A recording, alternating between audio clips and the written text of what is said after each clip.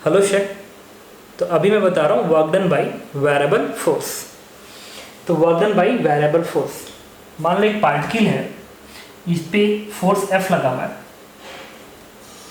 और इस पार्टिकल पर लगा हुआ और इस पार्टिकल का डिस्प्लेसमेंट इस डायरेक्शन में होता है और वो डिस्प्लेसमेंट बहुत ही स्मॉल होता है, ds वेक्टर से रिप्रेजेंट कर रहा हूँ। ds a very small displacement. तो एक पार्टिकल पे फोर्स F लग रहा है तो उसका डिस्प्लेसमेंट इस डायरेक्शन में हो रहा है। तो कोई पूछे कि इस फोर्स ने इस पार्टिकल पे कितना काम किया, तो इस वर्क डन को डिफाइन किया गया dW is F dot ds, इससे डिफाइन किया गया। रिपीट कर रहा हूँ, ये हमेशा यूज होगा, ऑलवेज का मतलब ये हुआ कि ये फोर्स कांस्टेंट होगा तभी भी यूज होगा और ये फोर्स वेरिएबल होगा तभी भी यूज होगा, तो ये हमेशा यूज होगा।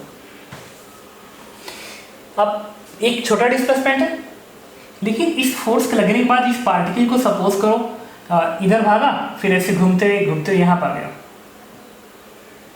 और ये सिर्फ इसी फोर्स की वजह से नहीं होगा, इस पर बहुत सारे फोर्स लग रहे हैं, उनमें से मैं किसी एक फोर्स के वर्क डन में इंटरेस्टेड हूँ, सारे के नहीं, किसी एक फोर्स का वर्क डन।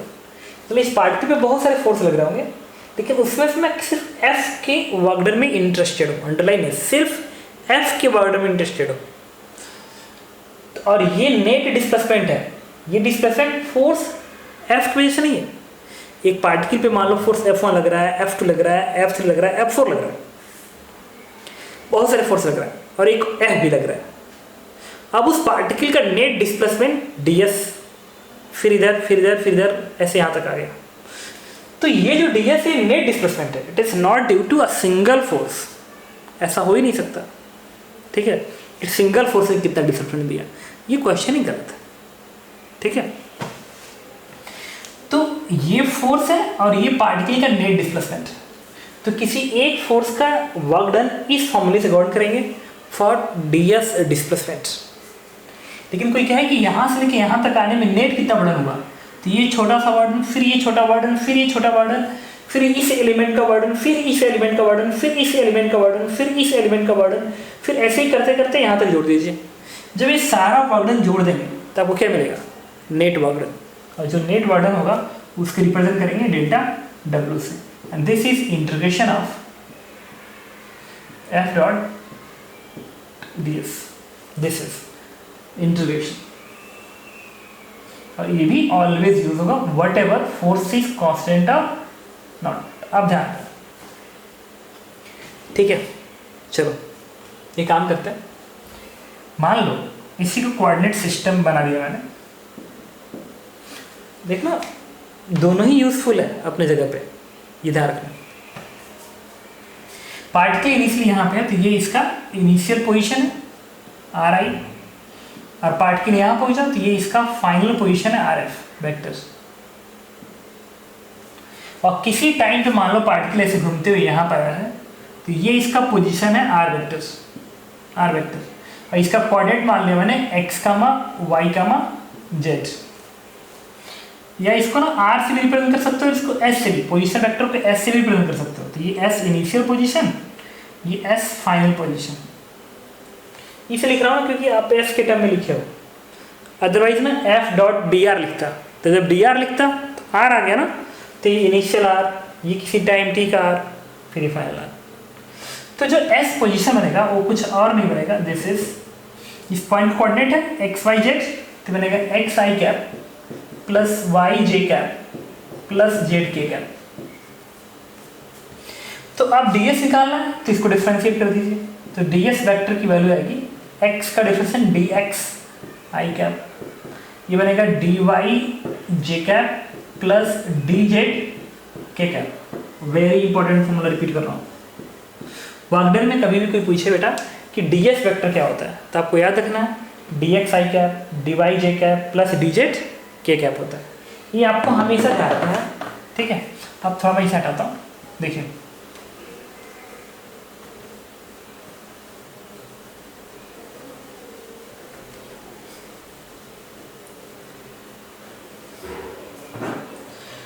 तो डिस्प्लेसमेंट फॉर स्मॉल डिस्प्लेसमेंट आप इस चीज़ को लिखेंगे। क्योंकि फोर्स एक वेक्टर क्वांटिटी है तो इसको आप ऐसे भी लिख सकते हो, फोर्स वेक्टर को F X I cap plus F y J cap plus F Z के कैप लिख सकते हैं। तो फोर्स एक वेक्टर क्वांटिटी है तो उसको लिख दिया F X I cap plus F y J cap plus F Z के कैप, और ये डी एस वेक्टर है तो एफ डॉट डी एस, तो इसको इसके साथ डॉट डॉट कर दो, इंटीग्रेशन कर दो, तो बनेगा delta W is equal to integration of, इसे ध्यान रखना, इसे ध्यान रखना, एफ डॉट डी एस मतलब इसका इसके साथ डॉट प्रोडक्ट, तो आई का आई से मिला दो तो F X into D X, F X into D x plus F Y into D Y plus F Z into D Z, F Z into D Z. अब इस इंटीग्रेशन को अलग अलग ओपन कर लो, तो यहाँ से डेल्टा डब्ल्यू की वैल्यू आएगी integration of F X D x plus integration of F Y D Y plus integration of F Z D Z. अब यहाँ पे लिमिट रखना बाकी है। अच्छा यहाँ पे x है तो यहाँ पे x की लिमिट होगी, ये y है तो यहाँ पे y की लिमिट, ये z है तो यहाँ पे z की लिमिट। तो यहाँ पे लिखेंगे x initial to x final, यहाँ पे लिखेंगे y initial to y final, यहाँ पे z initial to z final. अब इसको हटा दो तो इसको आगे पर बढ़ा दो, ब्रैकेट में बंद कर दो 10 माइनस। रिपीट कर रहा हूँ, वर्क डन का ये जो फार्मूला है ना is again very very important. तो जब भी वेरिएबल फोर्स होगा और मैं पूछूंगा वर्क डन बताइए तो आप इसका डायरेक्ट यूज़ करेंगे। लेकिन एक चीज़ और है, अगर फोर्स वेरिएबल है या नहीं है ये हमेशा एप्लीकेबल है, ठीक है। लेकिन अगर वेरिएबल है तब तो लिखेंगे, और नहीं वेरिएबल है तो भी लगाओगे तो आंसर आ ही जाएगा। लेकिन कांस्टेंट फोर्स के केस में तो मैं डायरेक्ट लिखाया था F dot delta S, previous video में देखो समझ में आ जाएगा। तो देखिए,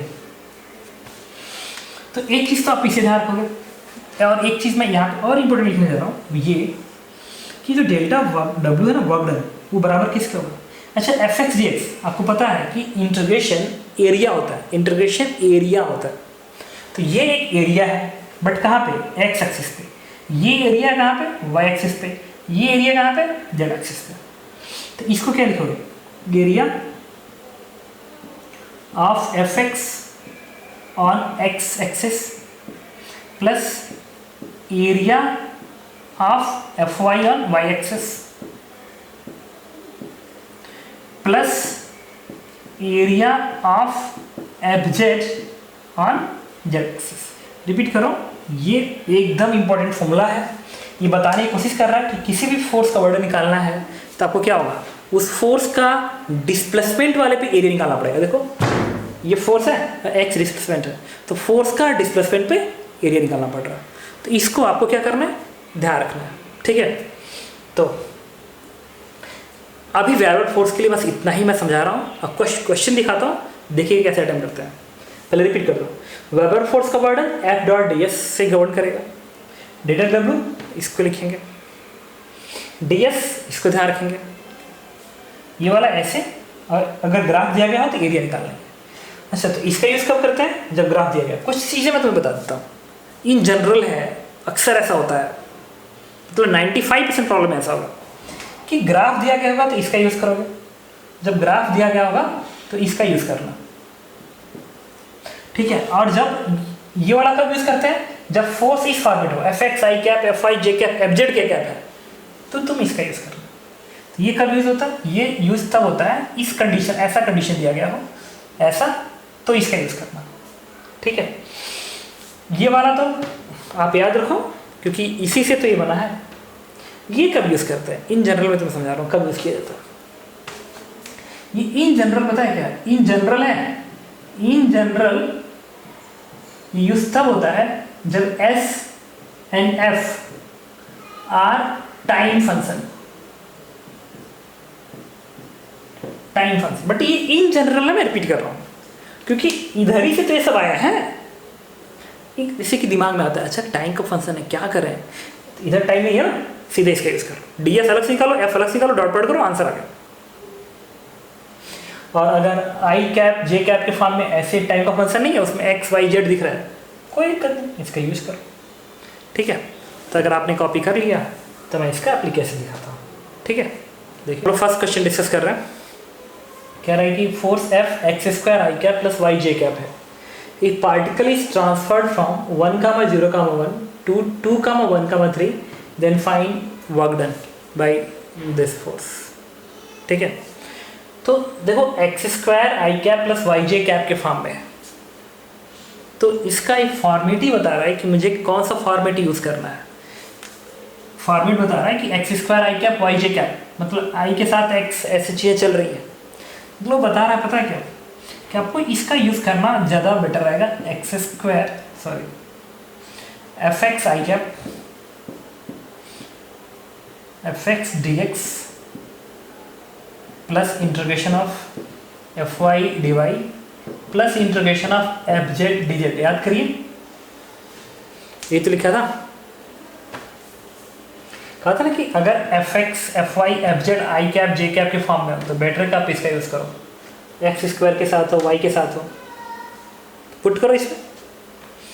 एफ एक्स किसके बराबर है, एक आई का कोफिशिएंट एफ एक्स कहलाएगा, जे का कोफिशिएंट एफ वाई कहलाएगा, तो एफ एक्स क्या है एक्स स्क्वायर है, तो आप लिखेंगे x square d x plus integration f y, j का कोफिशिएंट एफ वाई, जे का कोफिशिएंट एफ वाई वाई है, प्लस एफ जेड, इसमें जेड नहीं है ना, जेड तो नहीं है तो जीरो बन गया, एफ जेड जीरो हो गया। जब जीरो हो गया तो फिर इसमें क्या लिखना, इसका लिमिट रखने का मतलब ही नहीं। अब यहाँ पे x की लिमिट, तो x कोऑर्डिनेट चेक करो, x 1 से x 2 तक जा रहा है, x y z x y z, तो x 1 से 2 जा रहा है तो 1 से 2, यहाँ पे y 0 से 1 जा रहा है, 0 से 1 जा रहा है, ये 1 से 3, 1 से 3, बट इसे लिखने की जरूरत नहीं क्योंकि वैल्यू आ जाएगी 0, ये 0 कॉन्स्टेंट है, बाहर निकलेगा बाहर और पूरा मल्टीप्लाई करके 0 कर देगा, कर दो इसका इंटीग्रेट, आंसर आ गया, ये बनेगा x Q by 3 limit 1 to 2 और ये आएगा वाई स्क्वायर बाई 2 लिमिट 0 से 1। वैल्यू प्लेस करें, कैलकुलेशन यहाँ पे मैं करता हूँ, ये काम करते हैं, यहाँ पे कैलकुलेशन करता हूँ, 2 रखिए तो बनेगा 2q by 3 minus 1q by 3, limit रख रहा हूँ, 2 रखा तो 2q बाई 3 और 1 रखा तो 1q बाई 3, सब्ट्रैक्ट कर लिया, फिर इसका यूज़ करें, y की जगह पे 1 रखो तो बनेगा 1 का स्क्वायर बाई 2 और फिर y की जगह पे 0 रखो तो 0 का स्क्वायर बाई 2, कैलकुलेट कर दो, यहाँ से आएगा 8 बाई 3, यहाँ से आएगा 1 बाई 3, इट इज 7 बाई 3, ये 1 बाई 2 ऐड कर दो, आंसर आ गया, इट इज 15 बाई 6 जूल, या जिस यूनिट में होगा उसका यूनिट लिख देंगे, तो 15 बाई 6 जूल इज आंसर या 15 बाई 6 यूनिट इज आंसर। तो कहीं भी ऐसा क्वेश्चन दिया गया हो और डिस्प्लेसमेंट बताए कि यहाँ से यहाँ तक हो रहा है, then you can use this formula. Okay, देखिए क्वेश्चन नंबर 2 कह रहा है कि इस पार्टिकल पे जो फोर्स है T square I cap plus T j cap है, एक पार्टिकल पे फोर्स इस फंक्शन को गवर्न कर रहा है और उस पार्टिकल का पोजीशन इस फंक्शन को गवर्न कर रहा है, रिपीट कर रहा हूँ, पोजीशन वेक्टर से आर वेक्टर वैसे S vector 2t i cap minus t square j cap where t is the time in second।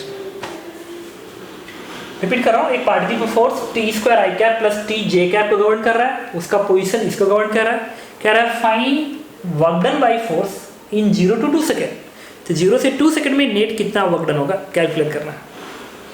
तो मैंने आपसे क्या कहा था कि इंटीग्रेशन वाला F X D X integration F I D Y ये तब लिखते हैं जब भी आई का कोफिशिएंट एक्स में हो, वाई में हो, एक्स वाई जेड का टर्म्स हो, तो ईजियर होता है वो हमारे लिए। इसको बताना पता है सबसे ईजी कहाँ पड़ेगा, टाइम का फंक्शन है तो इसका यूज़ करिए बेटर आएगा, divided W is integration of f dot d S, एकदम बेसिक में चले जाओ, एफ डॉट डी एस सब इसी से है, इतना सोचने की जरूरत नहीं है, F dot d S, F तो पता है, बस डी एस निकालना पड़ेगा और डी एस कुछ और नहीं, इसका डिफरेंशिएशन है, एफ तो क्वेश्चन दिया गया प्लेस कर दो, डी एस निकालना पड़ेगा, डी एस, और डी एस क्या होता है, डी एस इस एस का डिफरेंशिएशन है, तो डी एस वेक्टर क्या बनेगा, एस को डिफरेंशिएट करो तो बनेगा क्या 2 और टी का differentiation 1 into d T I क्या, और टी सर क्या बनेगा 2t dt जे क्या, समझ रहे हो क्या कह रहा हूँ, टी किस में करोगे डिफरेंशिएट, तो यही ऐसे ही होगा, ऐसे कर लो बहुत हो चाहते हो तो d s upon d t करो, d s upon d t, तो टी किस में करोगे इसको, तो बनेगा 2i कैप, ये क्या बनेगा माइनस 2t जे कैप। देखो D S by T, T का 1 और 2 ऐसे रहेगा, टी स्क्वायर पे माइनस 2t जे कैप। अब यहाँ से डी एस वेक्टर निकाल लो, डी एस वेक्टर, तो इसको इधर भेजो तो बनेगा 2dt i cap minus 2t into d t j cap. अब आपको क्या निकालना है, delta W is integration of f dot d s, मतलब इसको इसके साथ डॉट डॉट करोगे तो आई के साथ मल्टीप्लाई होगा तो रहेगा टी स्क्वायर, ये 2dt, तो बनेगा 2t स्क्वायर डी टी, भाई T square into 2dt, T square into 2dt, और ये t ये माइनस 2t, तो मल्टीप्लाई कर दो तो माइनस इस प्लस और माइनस से बनेगा 2t इंटू टी, बनेगा minus 2t square d T. ठीक है, ठीक है, अब तो ये वैल्यू क्या आ गई, 0 बन गई, तो आंसर इज 0, आंसर इज 0। ठीक है, कोई बात नहीं, एक काम करो इसको चेंज कर लो, टी कर लो, फिर दोबारा सेम क्वेश्चन, तो डी एस बाई टी यहाँ करेंगे तो ये 2 नहीं आएगा क्योंकि ये 2 हट गया, बाकी तो ऐसे ही रहेगा, तो डी एस डी टी कर भेजेंगे तो ये 2 हट जाएगा, बस इतना बच जाएगा। फिर जब यहाँ प्लेस करेंगे मल्टीप्लाई करेंगे तो टी स्क्वायर डी टी, ये 2 नहीं रहेगा, और ये टी इसके साथ इतना बनेगा। ठीक है, तो ये क्या बनेगा t square d t minus 2t square, तो बनेगा minus integration of t square d t, क्योंकि टी स्क्वायर में से minus 2t square, it is minus t square d t आ गया। लिमिट कहाँ से कहाँ तक, 0 से 2 सेकेंड, 0 से 2 सेकेंड तक लिमिट, माइनस टी स्क्वायर का इंटीग्रेशन बनेगा टी क्यू बाई 3, लिमिट 0 से 2। अब 2 यहाँ प्लेस करो तो बनेगा माइनस 2q बाई 3, और 0 यहाँ प्लेस करो, और फिर माइनस आप माइनस करोगे, ये तो 0 बन गया, ये क्या बन गया minus 8/3 joule, and this one is answer. तो वेरिएबल 4 दिया गया, तो x कैप y कैप के फॉर्म में हो तो इंटीग्रेशन का हेल्प ले लेना, टाइम के फॉर्म में हो तो बेसिक से जाके सॉल्व कर देना। ठीक है, ये क्वेश्चन और करते हैं। देखिए इस क्वेश्चन में कह रहा है कि एक पार्टिकल है जिसपे force x square plus 2x plus 4 पे वर्क कर रहा है, सिर्फ x का फंक्शन है, y वगैरह नहीं है। जब y नहीं है मतलब j कैप नहीं है, k कैप नहीं है, तो भूल जाओ j कैप k कैप को, सिर्फ i कैप वाला है तो i कैप यूज करें। एक particle is displaced from x power 2 to x power 3, then find work done. क्या करेंगे, delta W is integration of f dx कर लीजिए, fx dx है ना, fx dx plus fy dy, fy वाला था ही नहीं है क्योंकि जो फोर्स है वो x में ही डिपेंड कर रहा है। अगर फोर्स सिर्फ x पे डिपेंड कर रहा है तो वही फोर्स बेसिकली fx है। fx मतलब क्या है, फोर्स x का फंक्शन, ये x का फंक्शन कह रहा है, fx का मतलब है फोर्स जो i का कोफिशिएंट हो, तो बेसिकली i का ही कोफिशिएंट। तो जो डेल्टा डब्ल्यू लिखोगे इंटीग्रेशन ऑफ fx dx, उसी को तुम चाहो तो ऐसे लिख सकते हो f dx, एक ही बात है f dx। आई कैप जे कैप नहीं है तो सीधे f dx लिखो ना, तो delta W is nothing but f dx, और f किसके बराबर है, इसके, तो x square plus 2x plus 4 into D x, limit 2 to 3, 2 से 3 को कर दो इंटीग्रेट, कैसे जैसे करोगे इंटीग्रेट आंसर आ जाएगा। इंटीग्रेशन क्या बनेगा, x Q by 3 limit 2 to 3, इसका बनेगा 2x का 2x स्क्वायर बाई 2, तो बनेगा सिर्फ x स्क्वायर, लिमिट 2 to 3 बनेगा 4 dx का 4x लिमिट 2 to 3, सॉल्व कर दीजिए आंसर आ जाएगा। ठीक है, देखिए इस क्वेश्चन में कह रहा है कि ये ग्राफ है फोर्स वर्सेस x का। फोर्स का जो ग्राफ है स्ट्रेट लाइन है, यहाँ का 5 मीटर दिखा रहा है और यहाँ की वैल्यू 10 मीटर दिखा रहा है, यहाँ कोऑर्डिनेट 20 मीटर। पूछ रहा find work done by this force from x power 0 to x power 20। क्या करेंगे, एरिया निकालें। तो क्वेश्चन नंबर 4 है कि फोर्स वर्सेस x ग्राफ है, स्ट्रेट लाइन है, find work done from x power 0 to x power 20। ठीक है, तो क्या करेंगे, इस ग्राफ की एरिया निकालेंगे। बताया था कि अगर ग्राफ दिया गया हो तो एरिया निकाल लेते हैं, तो इस स्ट्रेट लाइन के नीचे जितना एरिया ना सब निकाल लो। तो वर्डन कुछ और नहीं होगा, ये ट्रेपीजियम है, तो ट्रेपीजियम के लिए क्या होगा 1/2 perpendicular 20 into sum of parallel side, this length plus this length, ये 5 ये 10, तो 5 + 10, यहाँ से आएगा 10, यहाँ से 15, it is 150 joule and this is answer. ठीक है, ऐसे ही क्वेश्चन और करते हैं यहाँ पे। इसमें दो ग्राफ दिया गया है, एक ग्राफ fx वर्सेस x का है, एक ग्राफ fy वर्सेस y का है। ये पार्टिकल का डिस्प्लेसमेंट 0,0 से 10 तक जा रहा है, इसमें भी 0,0 से 10 तक जा रहा है। ठीक है, मतलब पार्टिकल बेसिकली डिस्प्लेसमेंट ले रहा है 0,0 टू 10 तक का डिस्प्लेसमेंट ले रहा है, यहाँ से यहाँ तक। यहाँ का x कोऑर्डिनेट 10 है, यहाँ का y कोऑर्डिनेट 10 है, तो 10,10 तक। पूछा नेट वार्डन बताइए, तो क्या करेंगे, नेट वार्डन जो होगा वो इस ग्राफ का भी एरिया और इस ग्राफ का भी एरिया निकाल के ऐड कर देंगे। इसके लिए क्या है 1/2 बेस इंटू परपेंडिकुलर, तो 10 इंटू 20। इस ग्राफ के लिए क्या है, यहाँ के लिए बनेगा ऊपर है तो प्लस 1/2 5 इंटू 10 प्लस इसका ये नीचे को है तो एरिया नेगेटिव देगा, बनाएंगे minus this length into this length, तो ये लेंथ 5 बनेगा ना, 10 - 5 और ये 15 है, 15 रख के सॉल्व कर दीजिए, आगे आंसर्स। तो ग्राफ दिया गया और कोई पूछा आपको एरिया बताइए, एरिया क्या है वर्डन बताइए, तो एरिया निकालिएगा, आंसर आ जाएगा। ठीक है, तो work done bye spring force बताने जा रहा हूँ। ठीक है, सुनना, एक पार्टिकल है सपोज करो, उसको आपने एक स्प्रिंग से बांध दिया है, स्प्रिंग कांस्टेंट की है, और इस ब्लॉक को आप एक हॉरिजॉन्टल सरफेस पर रखे हो और इसको तुम यहाँ से पुल करके, देखिए एक ब्लॉक है, इससे स्प्रिंग लगा हुआ है।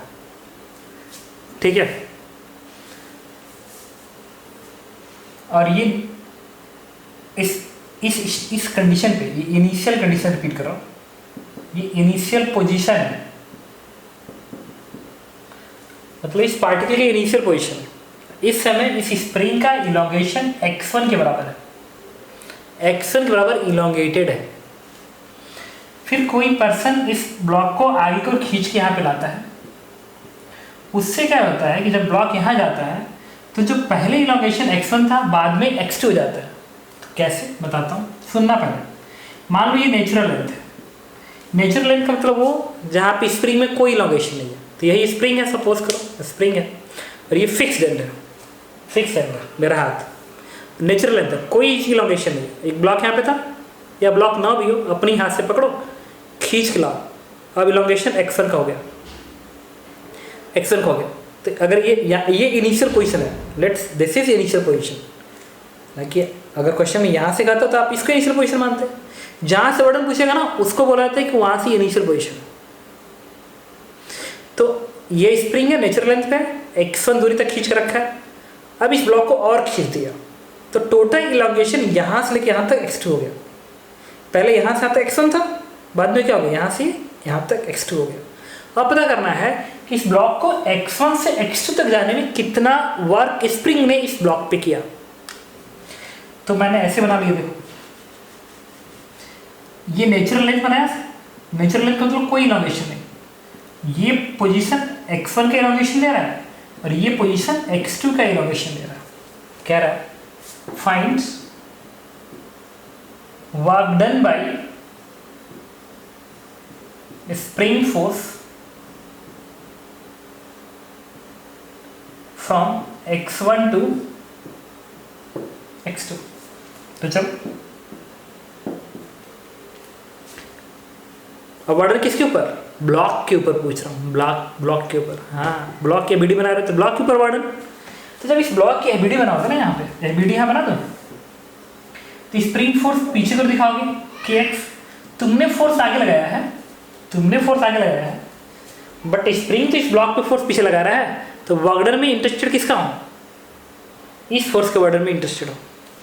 अब ब्लॉक किधर भाग रहा है, आगे की ओर, ब्लॉक भाग रहा है आगे की ओर, इस डायरेक्शन में भाग रहा है, ब्लॉक भाग रहा है आगे की ओर, तो डिस्प्लेसमेंट आगे की ओर हुआ है, तो वर्डन क्या है, नेगेटिव। क्यों भाई, फोर्स स्प्रिंग का इधर लगा है, अब ब्लॉक जा रहा है आगे की ओर, तो फोर्स के अपोजिट डिस्प्लेसमेंट होगा तो वर्डन नेगेटिव।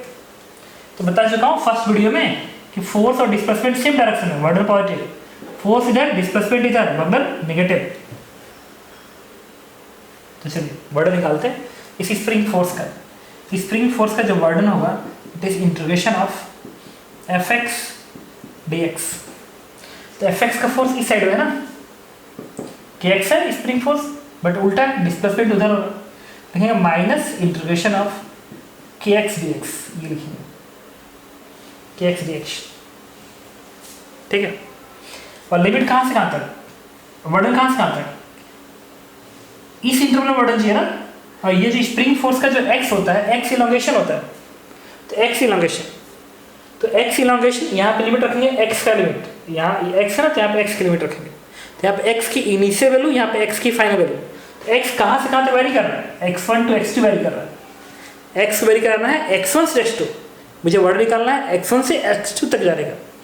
तो लिमिट कहाँ से कहाँ तक, x1 से x2, कर दो इंटीग्रेट, करोगे इंटीग्रेट बनेगा माइनस के एक्स स्क्वायर बाई टू, तो बाई टू आएगा और एक्स स्क्वायर लिमिट रखेंगे, तो x2 का स्क्वायर माइनस x1 का square, and this is answer, ठीक है।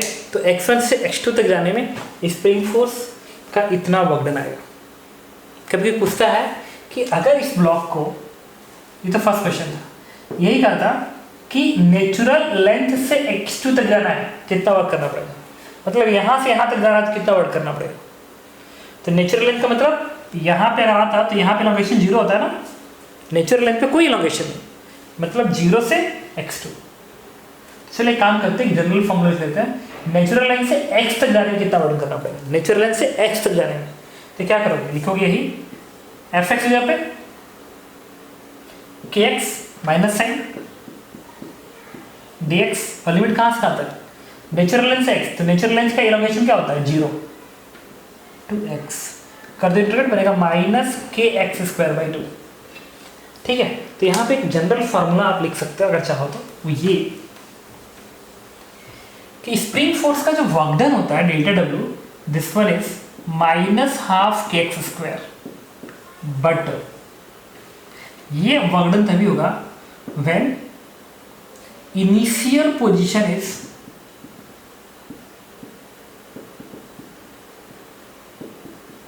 Natural length. रिपीट कर रहा हूं, एक ब्लॉक को नेचुरल लेंथ से एक्स के इलोंगेशन दो या कंप्रेशन दो, कंप्रेशन इलोंगेशन एक ही बात आएगी, कंप्रेस करोगे तो माइनस आएगा, स्क्वायर करोगे तो फिर प्लस हो जाएगा। तो चाहे तुम कंप्रेस करो या इलोंगेटेड करो, अगर नेचुरल लेंथ से तुम इलोंगेटेड कर रहे हो या कंप्रेस कर रहे हो, वर्डन माइनस हाफ के एक्सिस पर आएगा। तो इस फॉर्मूले को लगाते समय ये चीज़ बड़ा इंपॉर्टेंट है, आप इस चीज़ को ध्यान रखोगे कि कभी भी अगर मैं कहता हूँ कि find work done by spring force on block, तो तुम बोलोगे answer minus half k x square, but this work done is minus half k x square is from natural length to a certain elongation या certain compression, okay।